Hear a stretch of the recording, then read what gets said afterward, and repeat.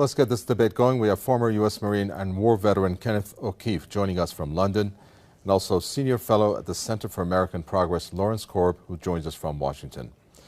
Gentlemen, welcome. Lawrence Korb, first to you. Are we to conclude right now that it's not a question of if, but rather when? Well, I think so. I think we're talking about very limited strikes that will not attempt to tip the balance of the war, but simply to send a message to Assad and the world that given the Rome Statute, the Geneva Accords, and the international ban on chemical weapons, that they're simply not acceptable to be used. Ken O'Keefe, do you agree with that? I mean, some are saying, even U.S. lawmakers, that what Lawrence Korb there said then amounts to somewhat of a symbolic type strike, if anything. Well, I don't agree at all. First off, how is it possible that anybody with any kind of sanity would consider the United States or Britain or the West in general to be in any kind of position to be punishing anyone for any illegalities? If we want to take a look at Iraq, there is at least 1 million, probably even close to 2 million dead. We invaded that country, destroyed it, created millions of orphans, millions of refugees, and never even so much as apologized for that. Let's go back to Vietnam, where we dropped 20 million bombs, more than all of World War II combined. We have destroyed so many countries. We have tortured and killed and maimed and raped around this planet. Who in the hell in their right mind would consider the United States or the West in general to be in any position to punish anybody? Never mind the obvious facts that this is a false flag attack and a long list of false flag attacks, which let's get into that, please. Yes, we will. And we'd like to get into the issue of morality here, Lawrence Korb, if we can. The U.S. Secretary of State John Kerry described the use of chemical weapons in Syria, and I'm sure you're familiar now with this adjective, moral obscenity, as he said. And I'm sure you've heard about foreign policy, how they revealed one day before that speech the declassified CIA files showing that back in the 80s Saddam Hussein was actually aided by the U.S. in terms of the chemical attacks that it exercised on Iran. Can you speak a little louder? You're fading in and out here. Okay. I'm talking about the moral obscenity adjective that U.S. Secretary of State John Kerry described. I'm looking at that and how that just a day before that speech, foreign policy came out and showed proof that the CIA was involved in the chemical attack that Saddam Hussein exercised against Iran. Doesn't that, in a sense, show the hypocrisy that's involved when we're talking about the morality of the use of chemical weapons, when the CIA itself was involved with the chemical attacks that Saddam Hussein used against Iran? Well, there's no doubt about the fact that they knew that Saddam would use the chemical weapons and didn't speak out when they were wrong back then. But that was before the international treaty banning chemical weapons, which doesn't come till the 90s. And so it's a different era. You have a treaty that went into effect in 1993. What you're talking about was back in the early 1980s. But you're right. The United States and other countries should have spoken out about the use of chemical weapons. We didn't use them, but we knew that Saddam was going to use them against the Iranians to prevent a breakthrough in that war. Ken O'Keefe, it's kind of ironic that you have the UN Secretary General Ban Ki-moon and the UN Special Envoy Lakhdar Brahimi. Practically, if you really look at it, they're almost begging for the U.S. and its allies, including France and the U.K., to go through the Security Council in order to get backing for this. But of course, you're saying let the chemical investigation by the UN inspectors take place and for results to come out. I mean, what does that mean in terms of international law, what the U.S., UK, and France in particular are pursuing here? Well, we don't operate under international law. What we have is the color of law, the law of the jungle, in which the rich and the powerful basically determine what goes and what doesn't go. Iraq is a perfect example of that. Why isn't Tony Blair and George Bush rotting away in a prison cell for the rest of their lives? Because the law is not being applied. These are war criminals and they should be in prison for the rest of their lives, if not executed, if their own rules were adhered to for their own crimes. Not only that, but we need to really understand the truth here. First off, all of these players, these politicians, are nothing more than puppets. They don't serve the people. There is no real democracy. They really serve the rich and powerful who run the world, and that would be the bankers who control the money supply. The bankers, of course, make huge amounts of money. Whether they make bad investments or not, wars are great for them, and ultimately they control the politicians, and that is why we see these policies. Obama and Cameron are nothing more than puppets who read the script, and the script is we need another war. And the reason why we need another war, according to these psychopaths who are running the world, is because more and more people, despite the clueless masses who continue to be entranced by things so ridiculous as X Factor and American Idol, there is larger numbers of people around the world who are realizing the truth and beginning to recapture the capacity to think for themselves. And they can see that these people who are being put in positions of public trust are defying that trust and representing an agenda which they could never speak about openly, because they're nothing more than prostitutes and nothing more than minions for the powers that be. Lawrence Korb, you talked about what was a limited strike. I'm looking at some of the statements that are coming out from the U.S. officials, and they have this particular two that I'm going to refer to said they want to remain anonymous. But AFP reported, if there is action taken, and I'm quoting, it must be clearly defined what the objective is and why, and based on clear facts. Does the U.S. have that right now? Well, again, that's what the president has made it very clear, and the people around him, they don't want to get involved in this war and pick one side over the other. In fact, President Obama has been criticized for not getting involved in this war at all. And what they're talking about are limited strikes that would deal with the headquarters of the people who ordered these chemical strikes, deal with the communications nodes of the people, not the chemical weapons themselves, because that would create all kinds of problems. But they also said, this is the other anonymous U.S. official, that it's going to be more than a single set of military strikes, and the options are not limited just to one day of an assault. It kind of goes against what the U.S. has said. What are we looking at here? There's got to be some kind of clarity coming from perhaps somebody like you from the Center for American Progress that has an idea about what the intentions are behind the strike. It can't be just they're going to go in limited basis, then sit back and have the status quo continue. I mean, is that really, does that sound feasible or logical even?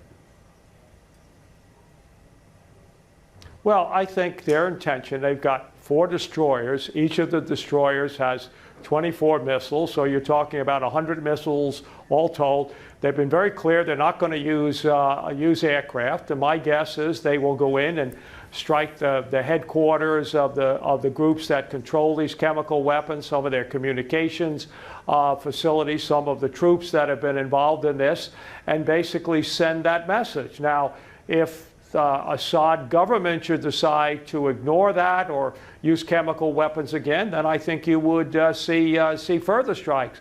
But the intention here is to send a signal that after the treaty that bans the use of chemical weapons, these will not be tolerated anymore. The United States not trying to get involved in this war. In fact, the president's been criticized by some of our allies and people here at home for not doing more.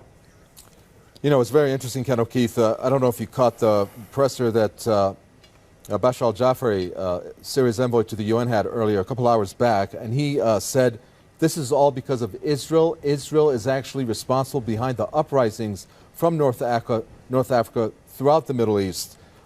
And this is a push by Israel onto the U.S. to basically go and attack Syria. What is Israel's role in this, Ken O'Keefe?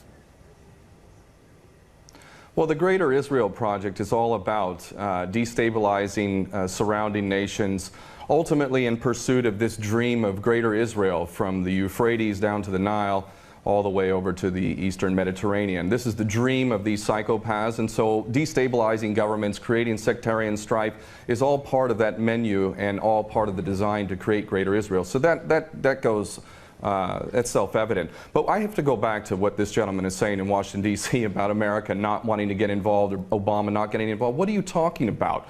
We have been arming people directly who are Al-Qaeda. Al-Nusra Front is Al-Qaeda. These people are psychopaths to the worst order. They are conducting suicide attacks. They are gassing people. We know, Carla Del Ponte said in May that it was the so-called rebels in Syria that were using sarin gas, not the Bashar al-Assad regime. No, it was not. We know that the United States president is arming people who are on the U.S. terrorist list. He should be convicted of aiding and abetting, giving material support to a terrorist organization. But then again, you know what? We, the West, the United States in particular, Israel and Britain, are the biggest terrorists on the planet. So our little junior partners in Al-Qaeda, which is nothing more than a CIA database, thus the name Al-Qaeda, this is nothing more than a group of terrorists working together, each playing one different role, but all of them working together for the same goal, which is to maintain this hideous and sick and twisted, unjust world that we have, which is a perpetual state of war.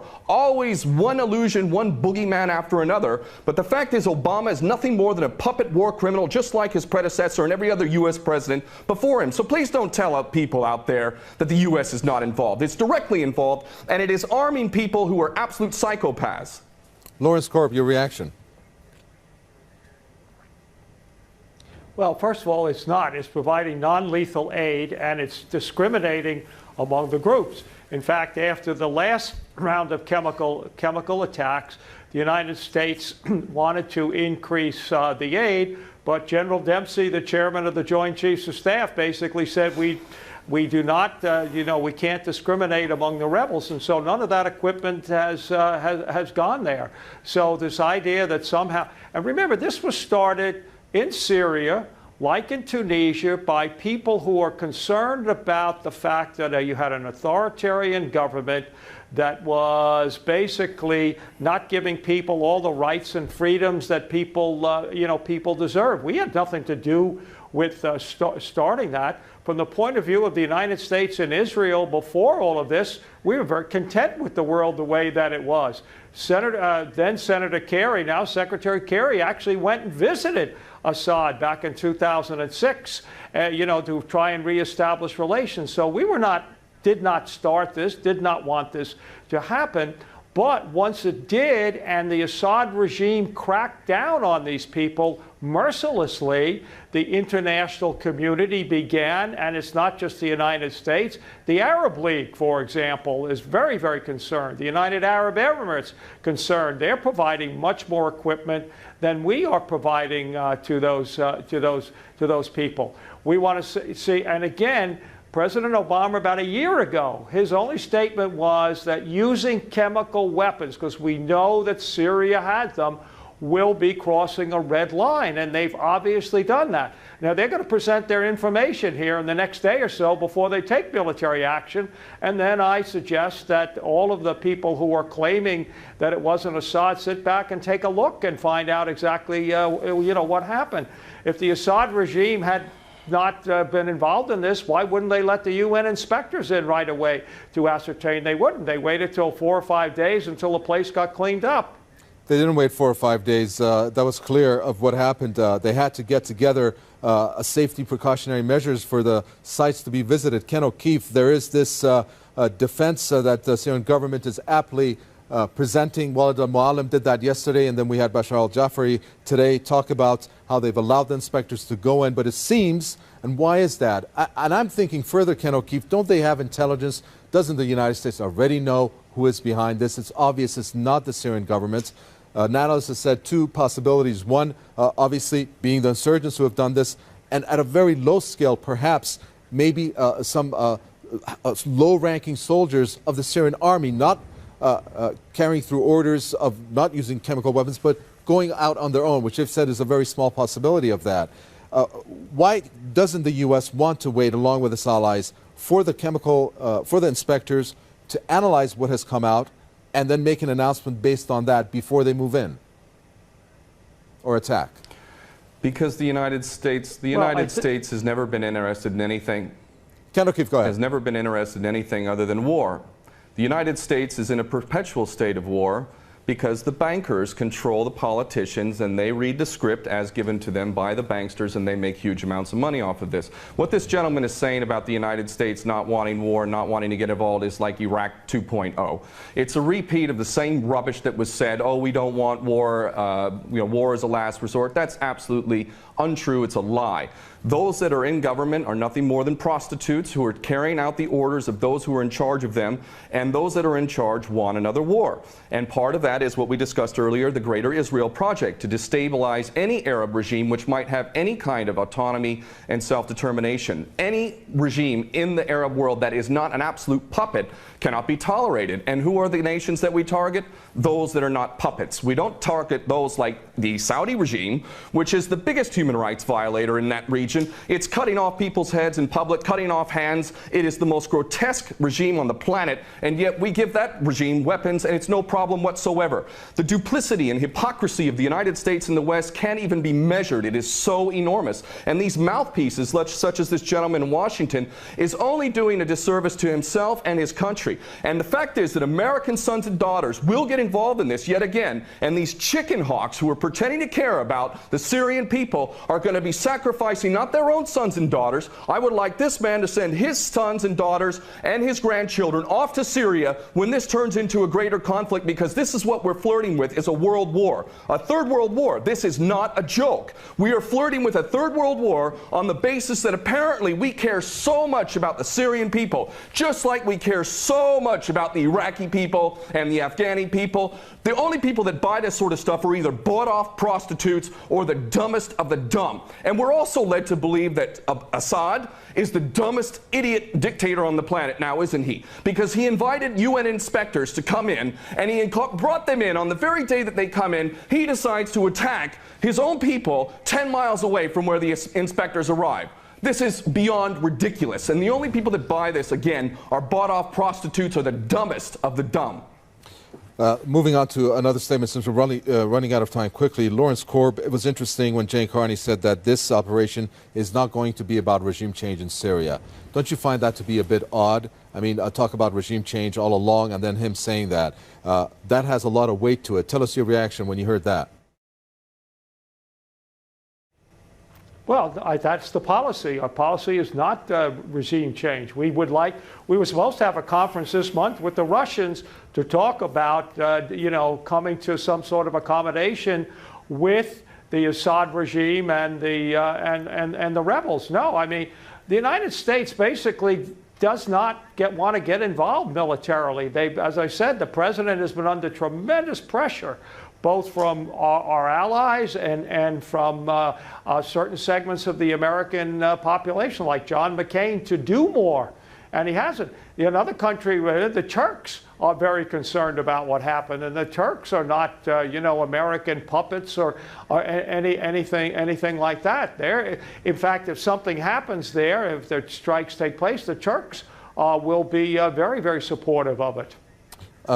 Ken O'Keefe, we've alluded to this throughout this conversation and debate, but there are many who are not buying the U.S. Viewpoints. They're not buying what the UK and France are doing along with the U.S. because they're saying that what the U.S. is saying, limited in scope, is not going to hardly cripple Assad's sizable military infrastructure and forces unless this is a wider scale war. Do you think that's what we're looking at?